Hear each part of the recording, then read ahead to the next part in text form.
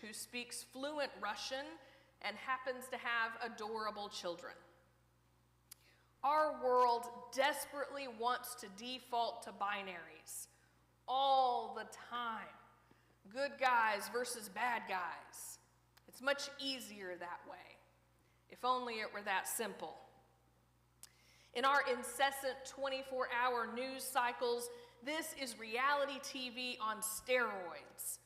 We have protests in the streets, two opposite leaders, human interest stories, all a comfortable million miles away.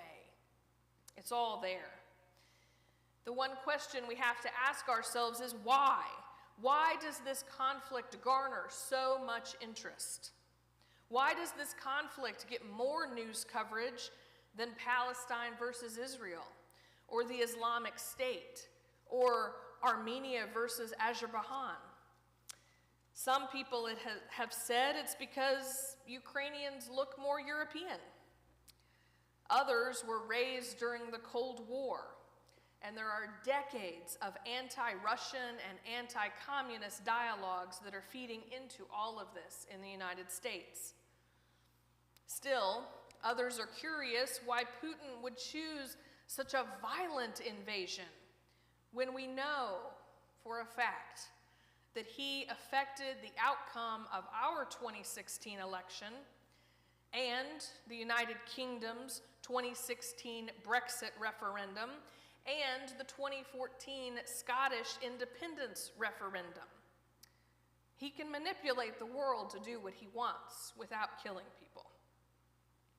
Why he's doing all this is anyone's best guess, as the pundits have said.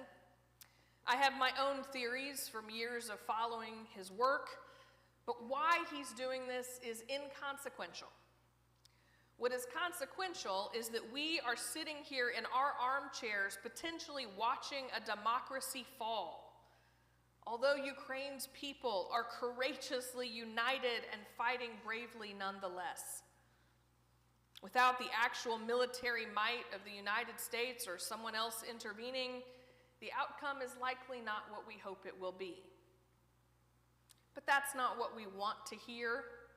We want to hear that President Zelensky is going to save his people by his Twitter feed, by the cute picture of his adorable kids and wife, and that his sound bites are going to be effective at keeping morale high in the troops.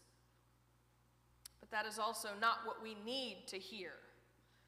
We need to hear that everything is going to be okay, that Russia and Ukraine will go back to what they once were, that the hundreds of thousands of displaced Ukrainians will return home to their jobs and their lives. We need to see those families reunited, the blue and yellow flowers, and to not live in fear of a communist country that has never fought directly against us in a war. It is okay to grieve this situation, but do not grieve the oligarchs at the top, who will neither suffer nor feel the fallout for the result of this conflict. Adding to the portfolio of celebrities helps no one. Instead, grieve for the people of Ukraine as they fight for their country and their freedom, for all of the soldiers involved that have no choice, for the Russian Americans already receiving hate because of their ethnicity. This is not a good guy versus a bad guy. This is one country attempting to consume another, and most of the people involved have no choice in the matter. It's also okay and important to check in on the situation every now and then, to remember how hard it is in other lands to have the basic freedoms that we enjoy, to be thankful for every moment there is no conflict here. If you have the resources and want to make a difference, there are many organizations sending supplies and resources to Ukrainian folks, including our own Unitarian Universalist Service Committee, the same one who literally smuggled Jewish folks out of Nazi territory during World War II, with the symbol of this chalice. Another idea I saw recently is to buy digital downloads from Ukrainians on Etsy, because it involves no work for them and is just easy money, or rent their Airbnb spaces in Kyiv, without the intention of showing up, of course. We need to be aware that as global citizens, expanding our circle of care for people who do not look like us and for those beyond our borders, for all those displaced or in danger, all those separated, wounded, and despairing. These events make us better people when we can tune in and feel the pain of another. And also, we need to remember our humanity and to care for ourselves. We need to turn off the news feed every once in a while. We need to pet our animals and play with our children and buy Girl Scout cookies and eat a good meal and talk with friends. We need to keep the core of humanity alive, the common thread that unites us all, so we can continue to respond with empathy and compassion for all people. We must do this so that we can continue to raise each other up for a better tomorrow, like these precious Ukrainian children. Tech folks?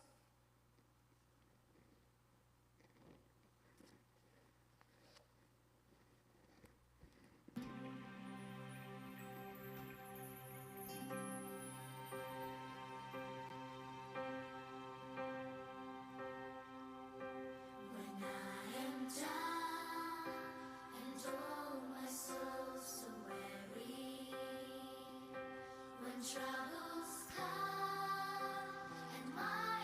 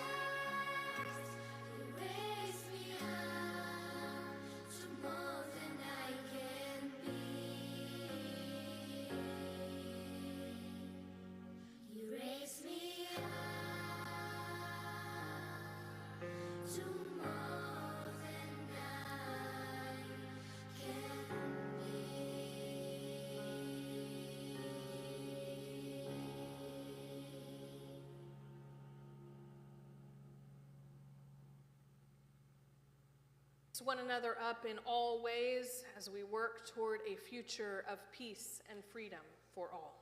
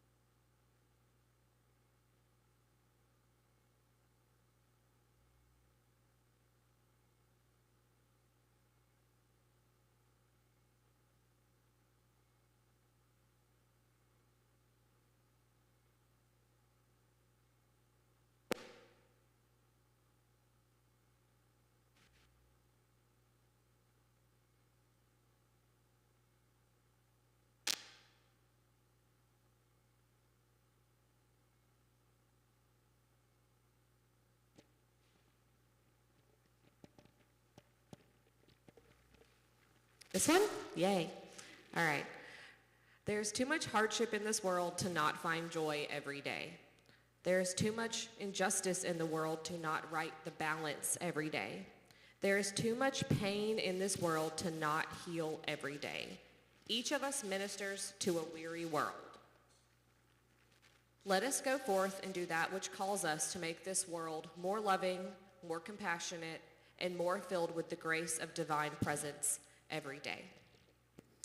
Before I offer the benediction, I just want to say thank you to all of our tech crew who have made all of this possible this morning. Would you please give them some love?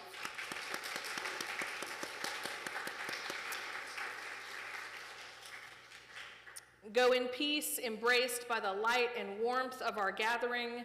Go in love, ready to struggle on. Go in beauty, shining forth like a lamp for freedom. Go in peace.